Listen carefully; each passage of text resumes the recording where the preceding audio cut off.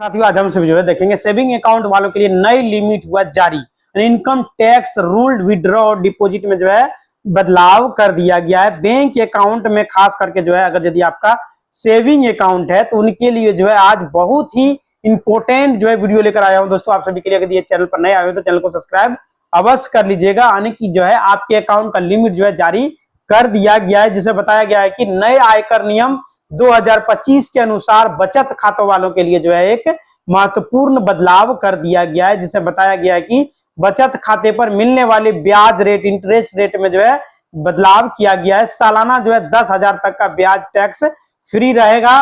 मतलब इसमें जो है अगर आपका 10,000 से ज्यादा जो है अतिरिक्त ब्याज आपको दिया जाता है तो आपकी कुल आय में जोड़ा जाएगा और जो आपकी इनकम टैक्स स्लैब के अनुसार जो है टैक्स लगेगा। बुजुर्ग जो है नागरिकों के लिए ब्याज दर में छूट है, 50,000 तक जो है कर दी गई है। सेक्शन 18 टीटीबी के तहत जो है बचत खाते में नगद जो है जमा और रिपोर्टिंग जो है एक वित्तीय वर्ष में 10 लाख या उससे अधिक कैश जमा होने पर जो है बैंक टैक्स मतलब डिपार्टमेंट को जो है भेज दिया जाएगा। 2 लाख से अधिक नगद जमा के मामले में बैंक को स्रोत मूल्य की जानकारी देनी होती है, आपको बताना पड़ेगा, अन्यथा आपको जो है पेनल्टी लग सकती है। 1 करोड़ से ज्यादा नगद निकासी या जमा पर 2% तक आपका टीडीएस अकाउंट में काटा जा सकता है। चाहे वो आपका यूपीआई से ट्रांजैक्शन हुआ हो, किसी के माध्यम से भी ट्रांजैक्शन आपके खाते में हुआ हो तो आपका टीडीएस 2% काट लिया जाएगा। ध्यान देने योग्य बात है, बचत खाते में जमा जो है राशि पर टैक्स नहीं लगता है, लेकिन उस पर मिलने वाले ब्याज पर टैक्स लगता है। अगर बचत खाते में सालाना जो है 10 लाख से ऊपर कैश जमा होता है तो उसका रिपोर्ट जो है होना जरूरी है, इनकम टैक्स डिपार्टमेंट को भेजा जाता है, नहीं तो नोटिस भी आपको आ सकता है। आयकर विभाग को यह जो है सूचित करना जरूरी होता है। आयकर विभाग को यह सूचना मिलने के बाद वे जो है आपके खाते का जांच पड़ताल करती है। यह नियम जो है 1 अप्रैल 2025 से लागू कर दिया गया है। आपको जो है अपने बैंक अकाउंट में लेन देन और टैक्स फाइलिंग में जो है मदद करेंगे, ताकि जो है आप बिना किसी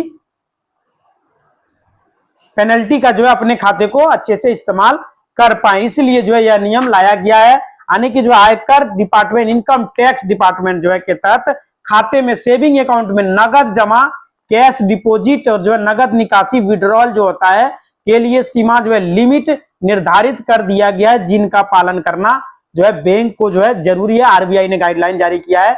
नगद सीमा में जो है कैश डिपॉजिट के द्वारा नियमों के अनुसार बचत खाते में एक वित्तीय वर्ष में फाइनेंशियल ईयर में जो है जमा करने का मुख्य समय सीमा मतलब जो है लिमिट जो है 10 लाख या उससे अधिक है। यदि आप जो है एक वित्तीय वर्ष में अपने सभी बचत खातों में ऑल सेविंग अकाउंट में सभी को मिलाकर के 10 लाख या उससे अधिक नगद जमा करते हैं तो बैंक या वित्तीय संस्थान इसकी सूचना आयकर विभाग को statement of financial transaction SFT के तहत उनको दे दिया जाता है और आपके अकाउंट का जांच पड़ताल शुरू हो जाता है। वहीं से जो है आपका टीडीएस कटना प्रारंभ हो जाएगा। यदि आप 10 लाख की इस सीमा को पार करते हैं और अपनी आयकर रिटर्न ITR में आय का स्रोत सोर्स ऑफ इनकम नहीं बताते हैं तो आपको आयकर विभाग से नोटिस आ सकता है। अगर यदि आप सोर्स ऑफ इनकम बता देते हैं तो आपको कोई भी नोटिस नहीं आएगा और नगद जमा की गई राशि के लिए स्पष्टीकरण आपको देना पड़ सकता है,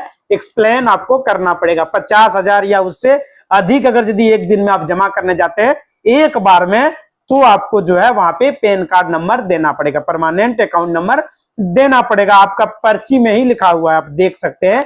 जमा करने के लिए जाते हैं तो नगद निकासी पर टीडीएस कैश विड्रॉल आयकर अधिनियम की धारा 194N के तहत जो है बचत खाते में एक वित्तीय वर्ष में नगद निकासी पर एक जो है निश्चित सीमा से अधिक होने पर स्रोत पर टीडीएस कटौती की जाती है।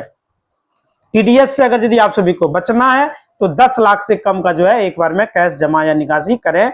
निकासी की कुछ राशि एक वित्तीय वर्ष में सभी खातों से जोड़ा जाता है। ITR दाखिल करने वालों के लिए जो है टीडीएस दर में पिछले जो है 3 साल में ITR दाखिल किया गया हो। ITR दाखिल ना करने वालों को टीडीएस दर जिन्होंने जो है पिछले 3 साल में ITR दाखिल नहीं किया है और जो है इसमें बताया गया है कि टीडीएस केवल जो है सीमा से अधिक की गई निकासी की राशि पर काटा जाता है। मतलब कि आपका 10 साल से ज्यादा जो होगा अमाउंट उस पर काटा जाएगा। ये नहीं है कि जो है टोटल में टीडीएस काट लिया जाएगा। अगर यदि आप 1 करोड़ से ज्यादा ट्रांजैक्शन कर देते हैं यूपीआई वगैरह से तो 1 करोड़ से ऊपर जो ट्रांजैक्शन आप कीजिएगा उस पर आपका 2% का टीडीएस काटा जाएगा। यह सीमा एक वित्तीय वर्ष में सभी खाताधारक जितने भी सेविंग करंट अकाउंट है की गई जो है ट्रांजैक्शन पर काटा जाएगा। यानी कि आपको जो है इससे बचने के लिए आईटीआर वगैरह फाइल करना चाहिए। टैक्स नोटिस से बचने के लिए एक वित्तीय वर्ष में जो है आप अपने सभी बचत खातों में 10 लाख से अधिक नगद राशि जमा करने से बचें, जब तक कि जो है आपके पास उस राशि का वैध और जो दस्तावेज पता, मतलब आपको पता होना चाहिए कि आपने यह पैसा कहां से लाया है। ये आप वहां बता दीजिएगा तो आपका जो है पैसा नहीं काटा जाएगा। बड़ी रकम निकासी की योजना बनाते समय टीडीएस नियमों को ध्यान में रखें। जो है खास करके यदि आप 1 करोड़ की सीमा के करीब पहुंच रहे हैं तो आपने जो आईटीआर दाखिल नहीं किया है तो आपको जो है सतर्क रहने की आवश्यकता है। बचत खाता जो है सामान्य खाताधारक आज उनके लिए जो है बहुत ही इंपॉर्टेंट है कि आप सभी जो अपने खाते के बारे में अपने अधिकार को जाने कि आपको जो है क्या क्या अधिकार क्या क्या राइट जो है खाते में दिया गया है। यानी कि सेविंग अकाउंट होल्डर जितने भी हैं विशेष रूप से, क्योंकि जो भी बचत खाता होते हैं, सामान्य खाता जो होता है जिनका एक खाता होता है सेविंग अकाउंट होता है, वे अपने खाते में जो ट्रांजैक्शन करते हैं वह कौन कौन से ट्रांजैक्शन है जो खाते से गतिविधि जो है होता है, विशेष जो है नजर इनकम टैक्स डिपार्टमेंट का उस पर होता है। आपको जो है सबसे पहले जो है कुछ महत्वपूर्ण उसकी जानकारी में दे रहा हूं। एक बचत खाता धारक जो है सेविंग अकाउंट होल्डर जो है आप अपने खाते में कैश जो रकम जो जमा करते हैं आपको वहां पे ध्यान रखने की आवश्यकता है कि आपने कितना जमा किया। एक बार में 50,000 से कम जमा करना है और जो ट्रांजैक्शन आप यूपीआई से करते हैं 1 करोड़ से कम होना चाहिए पूरे साल भर में। अब कैश रकम जो जमा करते हैं वहां पे आप जो है इतना सुन करके जो है घबराने की आवश्यकता नहीं है। पेन अगर यदि आप देते हैं टीडीएस जो करता है लिमिट से ज्यादा होने के बाद ही करता है। 50,000 से जमा कीजिएगा फिर भी आपको कुछ बिगड़ने वाला नहीं है। पेन नंबर भी आप डाल दीजिएगा फिर भी आपका कुछ भी होने वाला नहीं है। वैसे भी आपके अकाउंट में पेन नंबर वगैरह सब कुछ दिया हुआ रहता है। आप अपने सेविंग अकाउंट में कभी भी 5,000, 10,000, 50,000 या तो 20,000, 30,000 जमा कर रहे हैं तो आपको लगता है कि जो है मुझे इनकम टैक्स डिपार्टमेंट में कोई लेना देना नहीं है, तो जो है आपके अकाउंट से जो पैसा कट रहेगा वो जो है आपका इनकम टैक्स डिपार्टमेंट से आपको लेना देना नहीं है, लेकिन आपके अकाउंट से इनकम टैक्स डिपार्टमेंट को लेना देना है। आपके ट्रांजैक्शन से उसको लेना देना है। मेरे पास कोई भी जो है इसका झट नहीं होगा। हम कम ट्रांजैक्शन करते हैं तो कोई दिक्कत नहीं है।